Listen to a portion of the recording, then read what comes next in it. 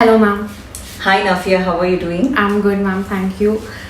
Today, I've come up with another topic, ma'am, and this is something which is very prevalent in today's date.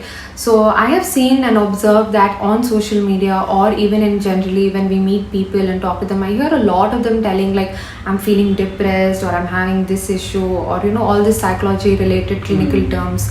So, I want to know what is a psychologist's take on this. What is your point of view and perspective when people actually call themselves this?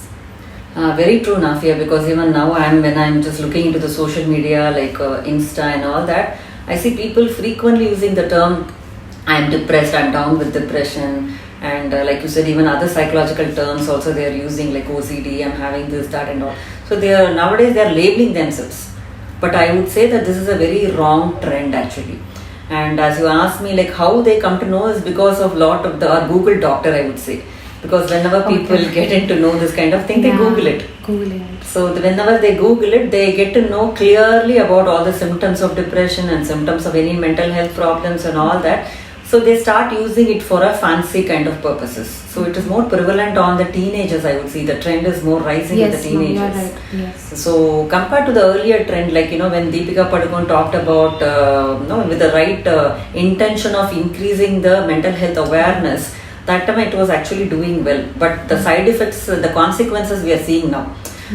Because as a celebrity, when she was talking about it and wanting to break the stigma related to depression, but it went a long way, and then now the teenagers and others are actually wanting it to fancy it and using it as a nice label for various reasons. True. And I hope you also know why people are using this as a reason. So these days I'm seeing where as you also must be aware, like these teenagers, they are often falling into wrong relationships due to various issues. So often they feel, or even in family they feel like labeling themselves depressed kind of makes it easier. Why is it that way, and why do they have to label themselves depressed or have any other problem and get attention? Why is it they have to create that sympathy? What is the relationship? Okay.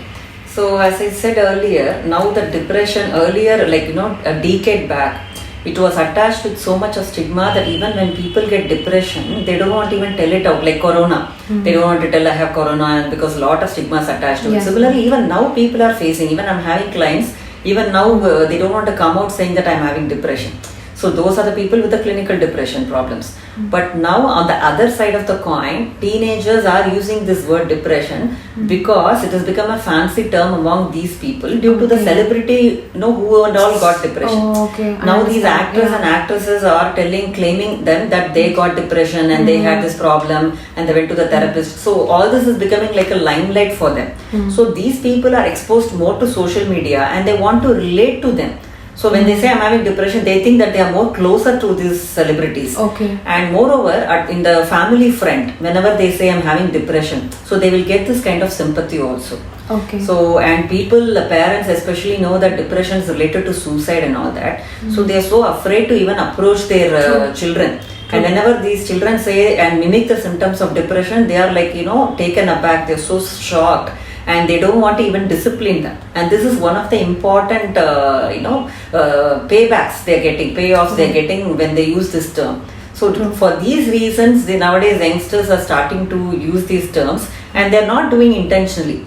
Whenever they see Google, Dr. Google provides all the symptoms. When you type symptoms of depression, everything falls in. So what they see is they start relating their usual symptoms with this and say, okay, maybe it is depression, and they get confused. So this can also be a different disease altogether, like hypochondriasis we say, but this is a different thing. So here that is the reason people start using this, but we should know the difference actually. Do you think it's possible for a teenager to go through Google or the different articles posted? As you know, Google has everything, like even the symptoms or the treatment or whatsoever.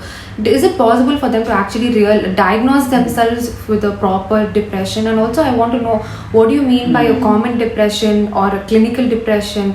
So what are the differences between the different depressions? Very good question. So here we have to break the myths here.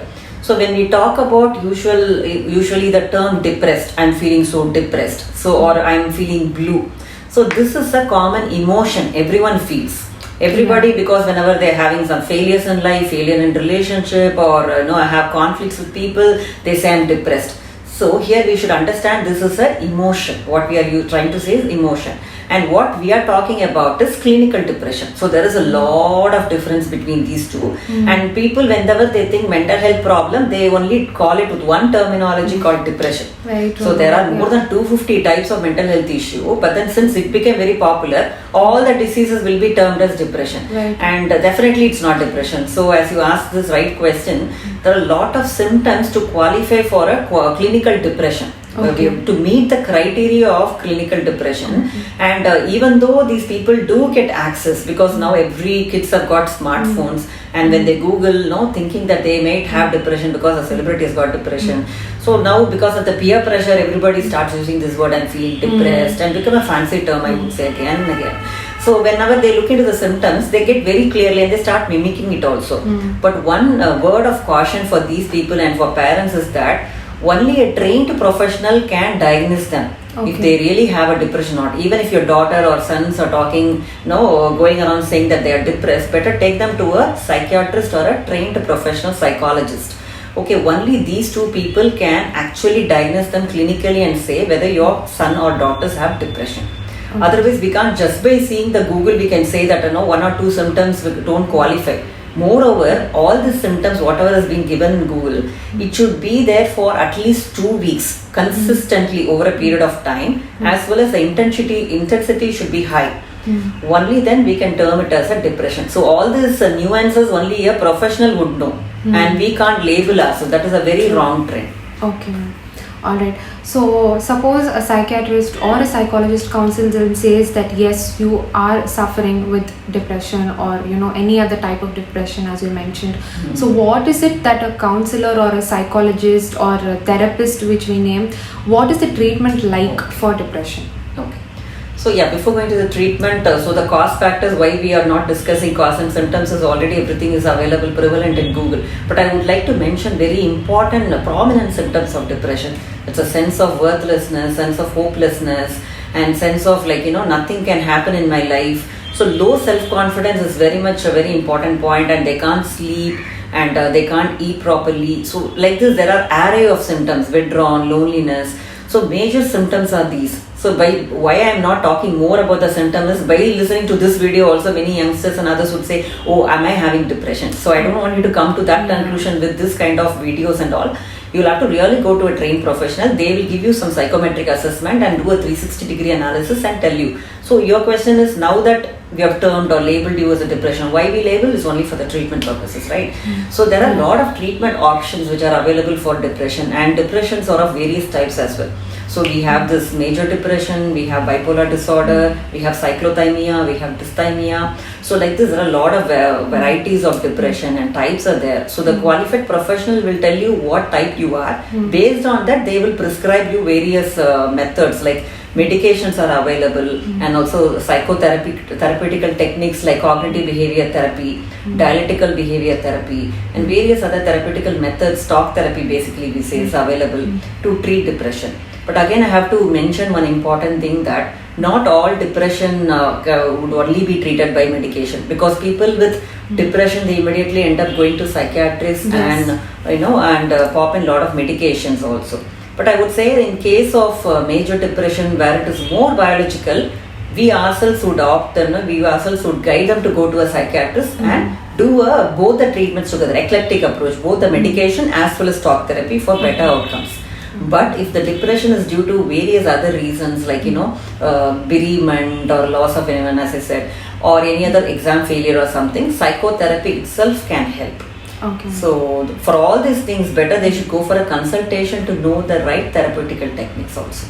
Okay, ma'am. Thank you. I think these days people also have a lot of doubt whether as to go to a psychiatrist or a psychologist, and I think you gave a very clear point of view on whom to go to. So other things I would like to say in the same topic is that other than depression also, when a person is stressed, like the other day I had one of my colleague who said that she's stressed and she said like, dude, I have PTSD. So is it actually, how do we actually say you have PTSD? I don't understand the fact when you're telling that. Yeah, so this is again because of too much of knowledge and exposure a girl can get into or a boy can get into. So when they see, Google the net for PTSD, post-traumatic stress disorder, or OCD is very common term. I think you also OCD know. is also A very lot of common. people label themselves with OCD just because they wash hands. Most of the time they say I'm OCD. yeah. So with one symptom they generalize and say that I have this disorder, and it's fancy to say that. But at the other side of the coin, people really suffering from that disorder won't want to come and tell that they have the disorder only. True. And they are feeling the stigma even now. Yeah. So please guys, don't label yourself with such thing, because labeling has a lot of implication, and when you label yourself you don't feel like coming out of it also, and you continue to stay with that habitual patterns also. So better stop using these fancy terms, because it does have a lot of impact on your mental health. Not especially like you developing a PTSD symptom but developing some other mental health issue. So PTSD again, that's another topic for discussion. So that has got a different symptom and all that. For we have a lot of diagnostic statistic manual like DSM classification and ICD as per the UK recommendations. Based on all this thing only, we will diagnose a person, not by just having one symptom or not by just seeing the Google. So by this video really I want to give this kind of awareness, and your questions help me to give this kind of awareness to the public also, to make them understand that Google cannot help you to diagnose a person or label a person. True. And you Very really well. know to go to a qualified people to get to know that. No, it doesn't help. Yes, ma'am. Alright, ma'am. Thank you so much, ma'am. It was a very informative session. I hope that all the people watching it actually understand and they spread this word to their friends and family members. So we seek help when we feel like we need them. Thank you, ma'am. Thank you, Nafia.